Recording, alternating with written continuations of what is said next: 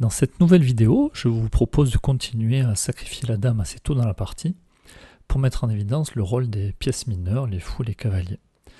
Nous avons déjà affronté Martin, 250 Elo, que nous avons battu, Elani, 400 Elo, que nous avons battu également. On a aussi affronté Coach Danny, classé également 400 Elo, que nous avons battu. Et enfin, nous avons joué Aaron, 700 Elo, que nous avons battu. Donc je vous propose maintenant de passer au bot de niveau intermédiaire et d'essayer de battre les trois. Donc première vidéo, on va affronter Emir, classé 1000 Elo. On va garder la stratégie de protéger le roi en roquant, d'essayer de contrôler le centre avec les pions, notamment les pions, mais aussi les cavaliers et les fous. Bien réfléchir au dernier coup joué par l'adversaire, voir ce que ça menace, guetter aussi les erreurs des adversaires. Et puis peut-être qu'avec un robot un peu plus fort, on aura besoin de mettre en place des tactiques pour provoquer des fourchettes, repérer des enfilades, ce genre de choses. Vous en avez l'habitude, maintenant je laisse l'ordinateur choisir s'il veut les blancs ou les noirs. Et nous y allons. Allez, j'ouvre le pion E pour pouvoir sortir la dame rapidement, pour pouvoir l'offrir. Alors j'aimerais bien l'échanger contre un fou plus qu'un cavalier. Alors j'ai pas envie d'échanger les dames, hein. Donc j'espère qu'Emir va me laisser sacrifier ma dame. Donc j'aimerais bien qu'il avance le pion par exemple. Bon, en attendant, on va développer les pièces. Et si on voit qu'on peut sacrifier la dame, on le fera. Alors l'idée c'est de la sacrifier contre une pièce mineure et pas juste contre un pion. Alors j'ai pas envie d'échanger les dames. Non, le problème c'est que de ne pas échanger les dames, ça crée des soucis. Hein. Alors j'ai pas envie qu'ils prennent mon pion C2.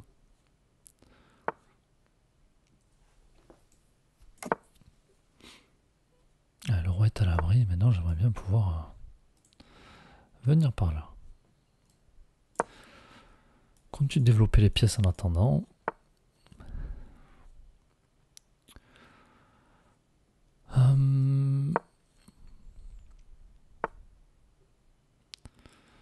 Bon, je crois que mon adversaire n'est pas décidé à bouger son pion D. Ah, ça y est.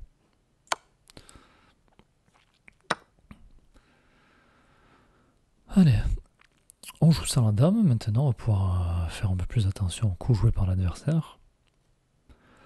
Alors, je suis pas trop inquiet de voir la dame en face du roi, justement, parce que mon adversaire n'a plus son fou de case blanche. Et justement, il y a des trous sur case blanche, là, ça donne envie de s'infiltrer avec le cavalier, avec le fou. Dommage qu'on n'ait plus la dame, parce que là, si on avait dame et fou, on pourrait faire des dégâts. Alors, si j'approche mon cavalier, je menace la fourchette.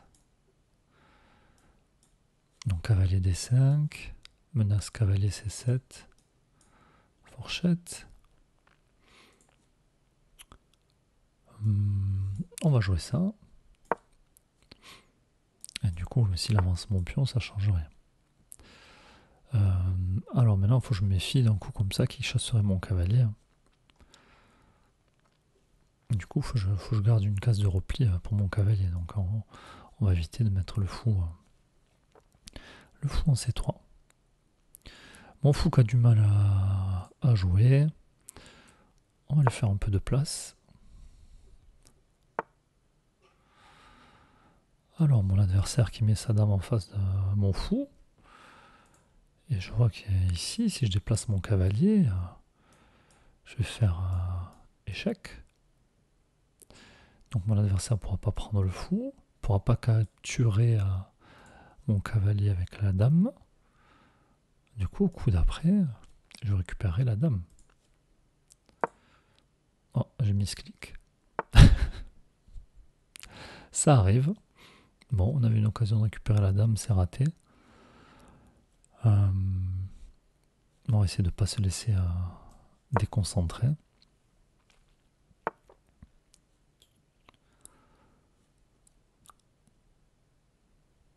Alors mon fou, il n'a pas trop d'avenir, le fou de case noire par ici.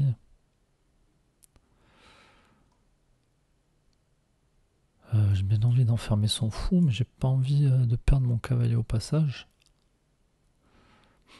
Est-ce que je peux pas décaler mon cavalier pour venir enfermer son fou? Et s'il vient là, prends un petit cavalier, pion, pion. Mais je vois que là, son fou peut plus reculer. Hein.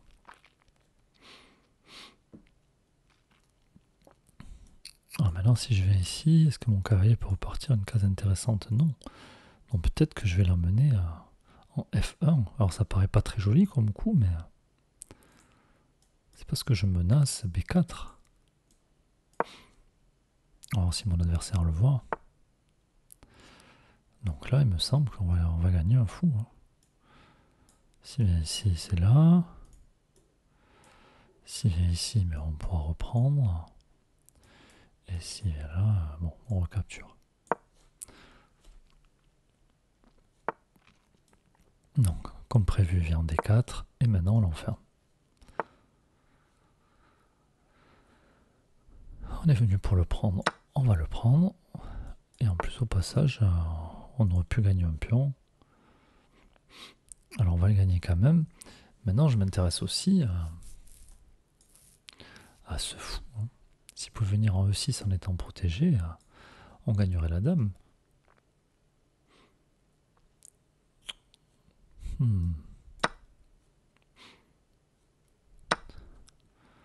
Ah, maintenant j'ai la tour qui est ouverte sur le roi. Bon, pour moi, il y a un pion qui me gêne. Bon, on va faire revenir. Alors, je pourrais échanger, mais on a dit ça m'intéresse pas trop d'échanger. Tant que j'ai pas récupéré la dame de l'adversaire, tant que j'ai pas du matériel en plus, je vais éviter de faire des échanges. Et là, pour le moment, si on comptait les points, j'ai 3 points de retard. Alors, ce qui serait mieux sur cette diagonale, mon fou, je sais pas.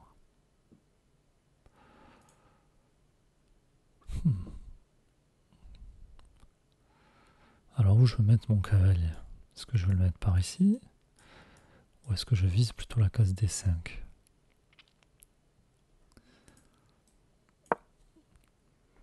Bon, de toute façon, je peux aller en F5 ou en D5 ici. Alors là encore, mon fou, s'il venait ici, il pourrait faire des choses. Mon cavalier il va avoir du mal à s'installer. Je vais peut-être décaler le fou pour avancer le pion, pour provoquer quelque chose avec ma tour, vu que le roi est en face.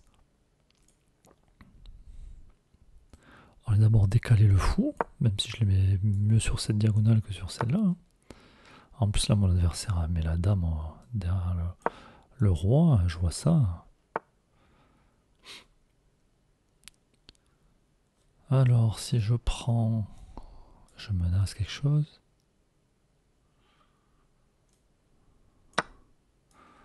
Alors, que va faire mon adversaire?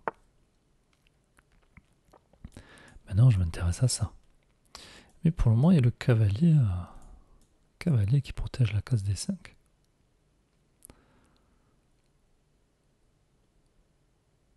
Alors, je peux pousser, je peux prendre. L'inconvénient, si je prends, je me retrouve avec un pion E4 qui n'est pas protégé.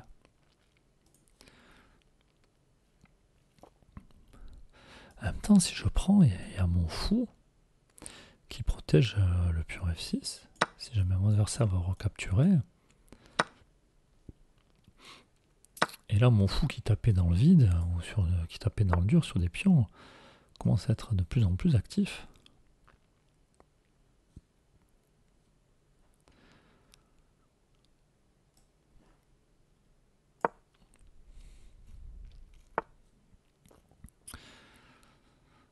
Alors, déplacement du cavalier, qu'est-ce que ça fait? Ça attaque mon cavalier, ça permet d'attaquer mon pion. Alors, les deux cavaliers de mon adversaire qui se protègent. Alors si je prends, je peux reprendre. Moi aussi je peux reprendre. Mais attention, on m'a du couloir. Oui, attention, bah, du couloir, sauf que j'ai mon cavalier qui protège la case E1. Donc je pense que je gagne du matériel encore ici. On va voir ce que fait mon adversaire, s'il prend ou pas. Prend pas. Alors j'ai pas envie de lui laisser ma tour, donc... Ouh, j'ai raté un coup juste avant, je suis en train de me dire. Ici... Je vois pour jouer à fou D5. Puisqu'en fait mon adversaire n'aurait pas pu avancer le pion, puisque le pion était cloué. À cause de ma tour en face du roi. Alors maintenant je peux plus le jouer, enfin, ça n'a plus d'intérêt de le jouer. Quoique...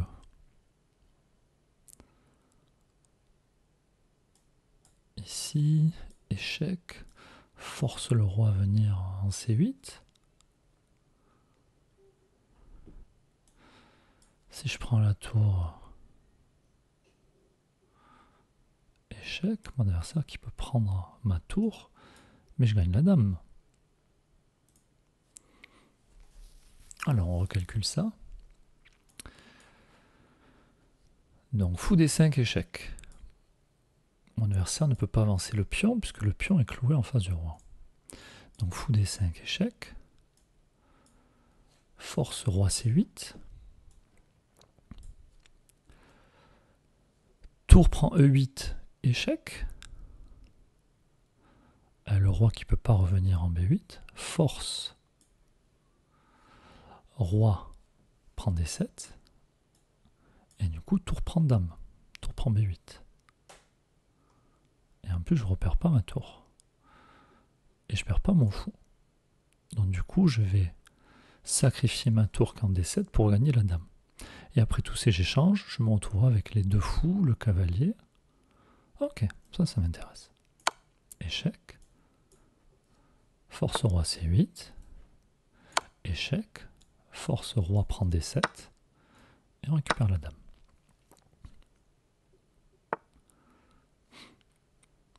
Alors ici, on pourrait simplifier la position. Je pense que c'est ce que je vais faire.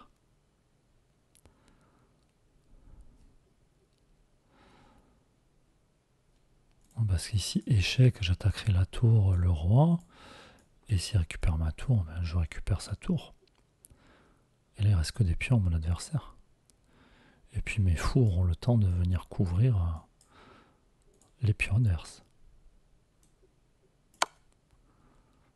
Échec. On récupère la tour. On menace de prendre ce pion. Alors quel pion veut que je prenne?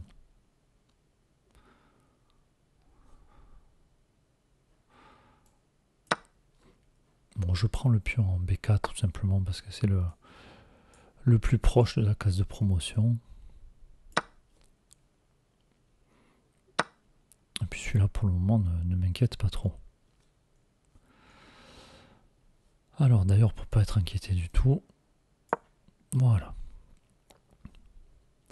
Et moi maintenant je vais essayer d'emmener mon pion. Alors je pourrais très bien commencer à pousser le pion parce que si jamais le roi va capturer le fou, il n'aura jamais le temps de revenir et de m'empêcher de faire dame. Après je peux aussi sauver mon fou, il n'y a pas de raison de le donner. Bon ici tout est gagné, on a fait le plus dur. Alors maintenant le roi qui va avoir du mal à venir par là. Non, j'ai plus qu'à récupérer. Puis je vais pouvoir pousser le pion.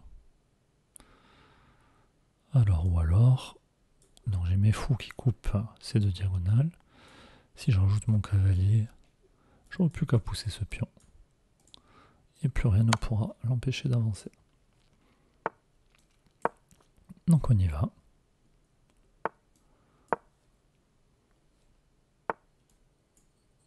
Alors je vérifie qu'il n'y a pas de patte, l'adversaire qui peut repartir, qui peut bouger le pion, donc aucun problème. Et maintenant on va essayer de finir.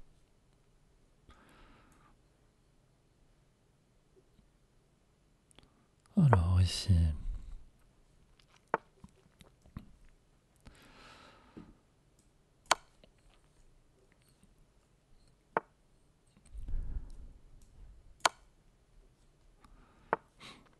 puis si jamais j'ai peur de tout danger, hop, je récupère le pion, comme ça il n'y aura aucun problème. En plus on récupère sur échec. Là mon roi, je vais peut-être essayer de l'enfermer. Voilà, il ne pourra pas repartir. Maintenant on va faire jouer la dame un peu.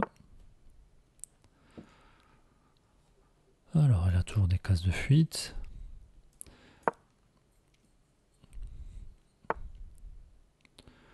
Toujours une case de fuite. Donc là, pour le moment, le roi de mon adversaire ne peut pas aller dans beaucoup d'endroits. Donc si pour finir, par exemple, on peut faire un échec, roi ici, et mat. Bon, il y a plusieurs façons de terminer. Et voilà. Bon, on a un misclick, ce qui fait qu'on n'a pas réussi à faire la fourchette pour récupérer la dame, mais on a fini par y arriver un petit peu plus tard dans la partie. En tout cas, j'espère que cette partie aura été instructive et que vous aura permis de repérer certains mouvements des pièces mineures. On se retrouve pour la prochaine vidéo avec un autre robot intermédiaire un peu plus fort. À bientôt.